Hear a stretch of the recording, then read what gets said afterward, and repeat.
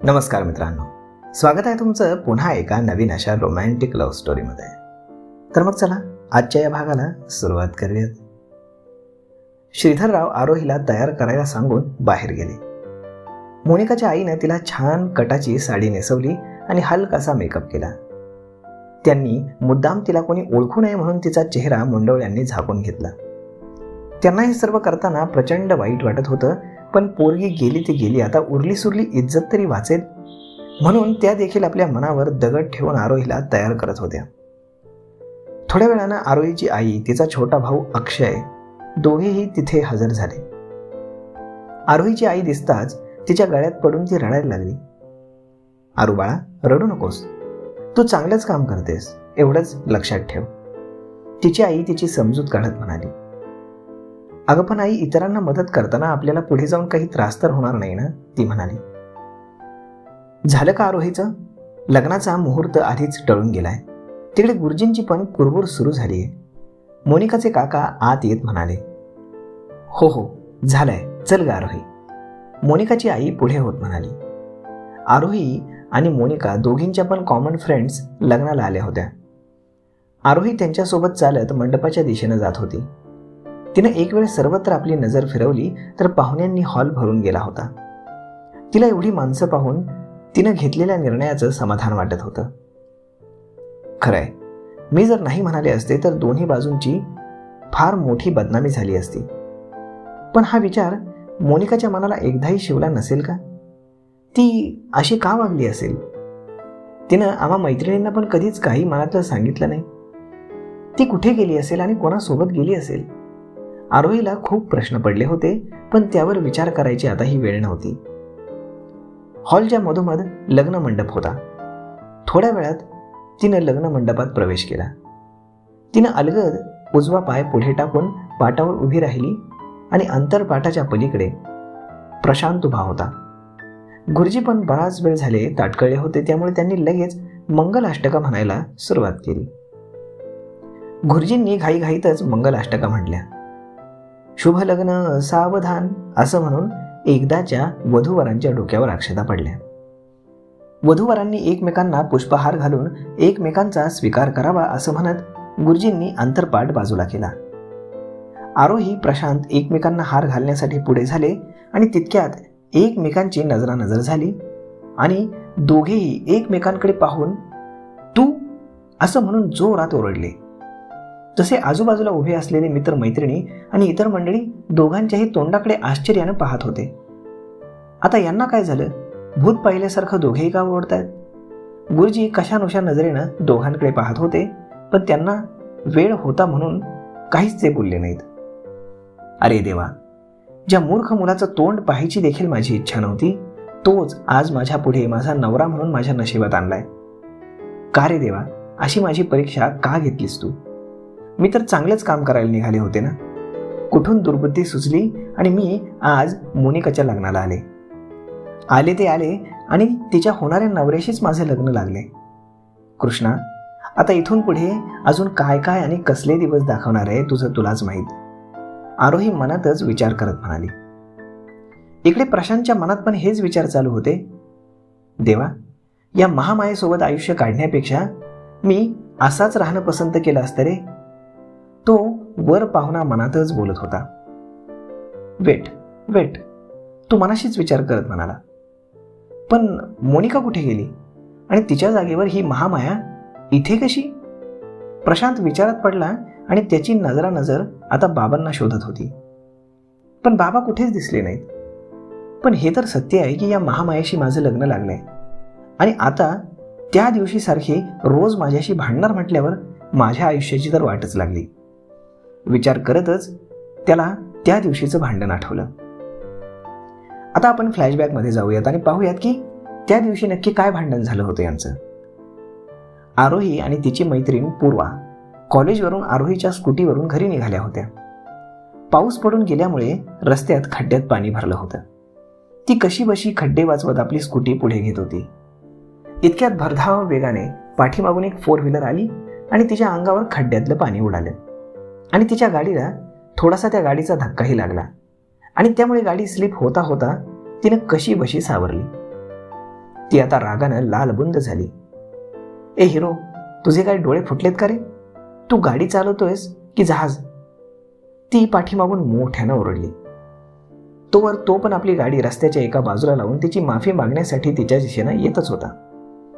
डोळ्यावर गॉगल, केस जेल लावून मस्त सेट केलेले. तो ऑफिसमधून आला होता त्यामुळे फॉर्मल ड्रेसवरच होता. 6 फूट उंची आणि रंगानं गोरा, सरळ टोकदार नाक. तो तिच्या पुढे येऊन सॉरी बोलणारच इतक्यात ती सुरू झाली. काय रे, तुझे डोळे फुटलेत का रे? मी म्हणते गाडी चालवता येत नाही तर मग उगाच कशाला हिरोगिरी करत फिरायचं? बापाच्या जीवावर मजा मारायची.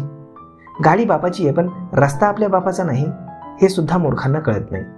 आणि अजून बरंच काही ती त्याला बडबड करत होती. आणि आता मात्र आपल्या हिरोलाही राग आला आणि तो तिची माफी मागायला आला होता, पण तिची ही बडबड ऐकून तोही तापला. ए, बापाच्या पैशावर काय ग? काय? आणि मी म्हणतो केली मी हिरोगिरी तर माझ्याच बापाच्या पैशावर करतो ना, तुझ्या बापाच्या पैशावर तर करत नाही ना. तो पण तिला आता खुन्नस देत होता. हे ऐकून आरोहीला अजूनच राग आला. तुझ्या बापाच्या पैशावर करतोस ना तर मग घरी जाऊन करायची हिरोगिरी, इथे रस्त्यावर कशाला फिरतोयस? आता दोघांची चांगलीच खडाजंगी झुंपली. पूर्वा आरोहीला शांत करत म्हणाली, आरू चल बस ना आता. बास काय बास? एक तर याची चूक आहे, ते सॉरी बोलायचं सोडून हा भांडायलाच उठलाय. त्याला काय वाटलं तो भांडतोय म्हणून मी गप्प बसेन? याला त्याच्या आई वडिलांनी साधे मॅनर्स पण शिकवले नाहीत आणि आपली चूक असल्यावर माफी मागावी म्हणून? आरोही रागानं लालबुंद झाली होती. ए, तोंड सांभाळून बोला. आई वडिलांचं नाव आपल्यामध्ये आणू नकोस. आणि मी तुला सॉरी बोलायला चालू होतो पण तुझ्यासारख्या महामाईला तर एखादा वेळाच सॉरी म्हणेल. चेटकेन कुठली. प्रशांत तिच्याकडे रागात पाहत बोलला. ए, चेटकीन कुणाला बोलतोयस? नीट बोलायचं, समजलं का? ती त्याच्या पुढे होत बोट नाचवत म्हणाली. आला मोठा शहाणा. तुझा हा शहाणपणा घरी दाखवायचा, कळलं ना? सनकी कुठला. आरोही शांत बसायला तयारच नव्हती आणि बराच वेळ दोघे एकमेकांशी वाद घालत होते. आज भेटलीस, परत आयुष्यात कुठे चुकूनही माझ्या नजरेसमोर येऊ नकोस, नाहीतर काय होईल ते वेळच ठरवेल. तो रागानं लालबुंद झाला होता. तिला खुन्नस देत तो हे बोलून आपल्या गाडीकडे जायला निघाला.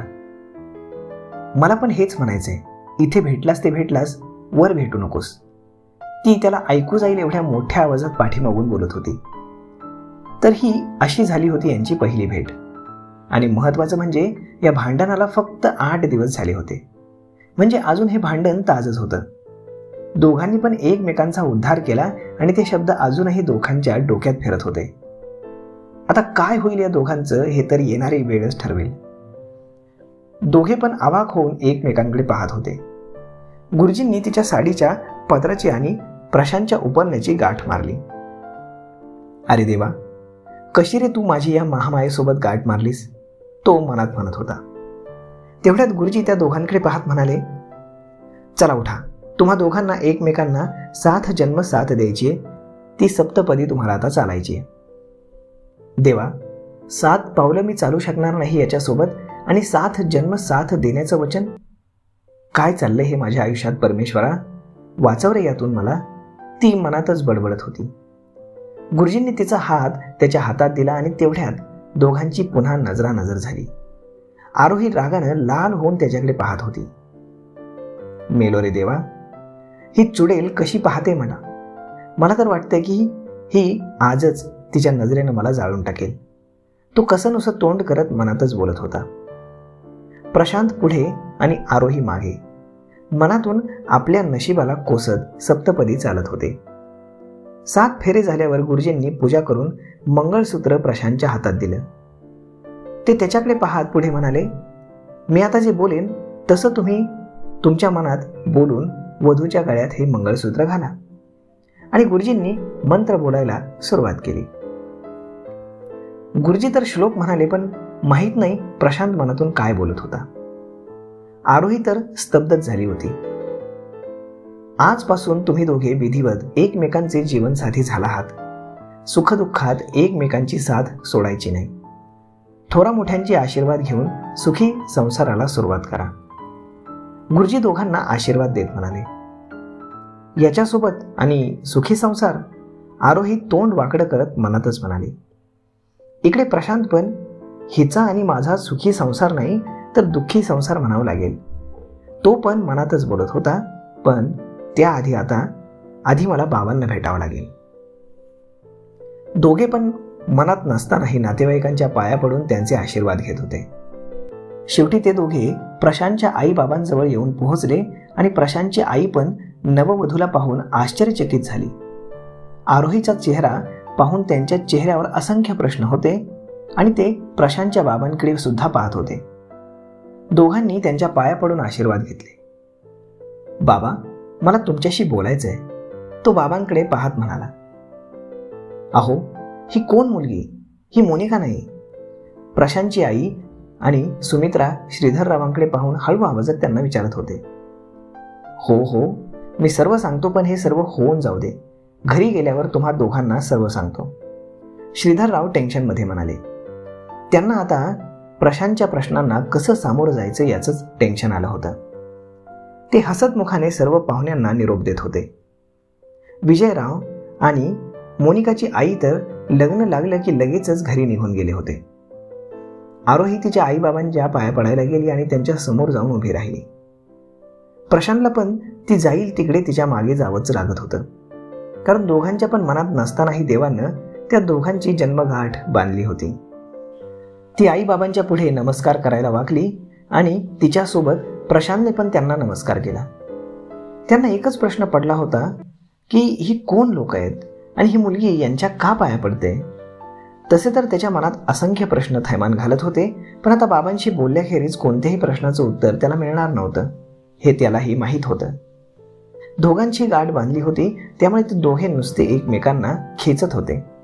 म्हणजे तिला जिकडे जायचं असेल तिकडे ती त्यालाही खेचून घेऊन जात होती. तो पण त्याला जिकडे जायचं असेल त्या दिशेला तिला खेचत होता. एक एक करून सर्व पाहुणे मंडळी आपापल्या घराच्या वाटेला लागले. आता तिथे आरोहीच्या आणि प्रशांतच्या घरचेच लोक उरले होते. तिचे आई बाबा श्रीधररावांकडे पाहत म्हणाले, साहेब, सांभाळून घ्या आमच्या पोरीला. अजून ती लहान आहे. तिचं काही चुकलं तर मोठ्या मनानं माफ करा. तिचे बाबा हात जोडत म्हणाले. तुम्ही आधी हे साहेब वगैरे बोलणं आता बंद करा.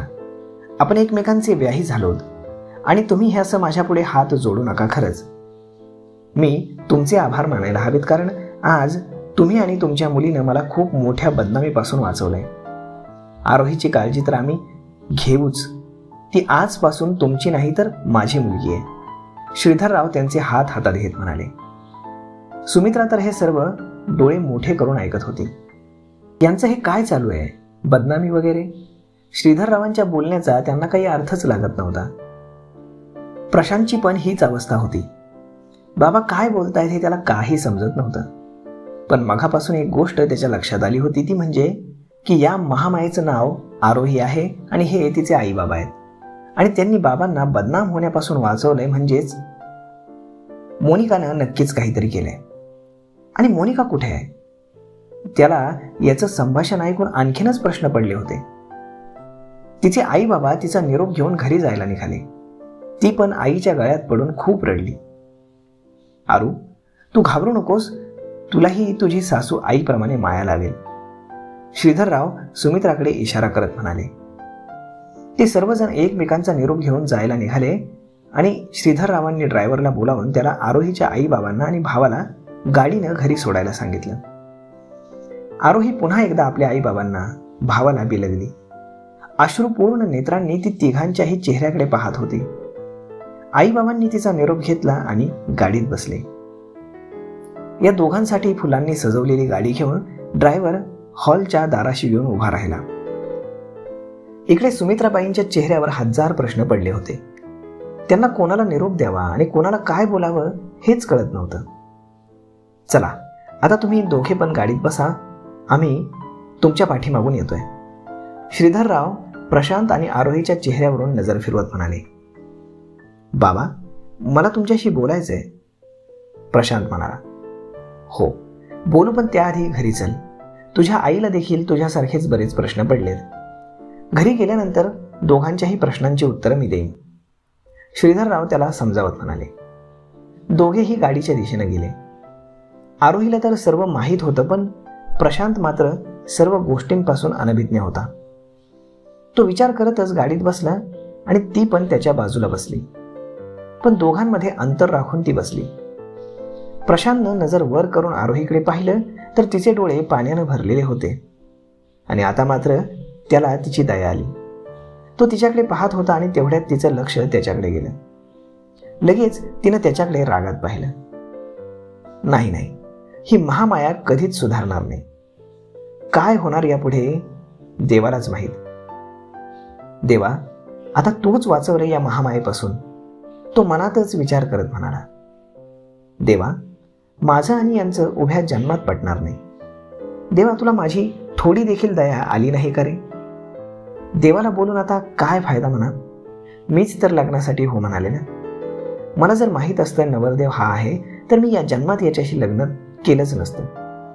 मला एवढीही बुद्धी आली नाही की किमान होणाऱ्या नवऱ्याचा एखादा फोटो तरी पाहावा. माझी मती कुठे शेण खायला गेली होती कोण जाणे.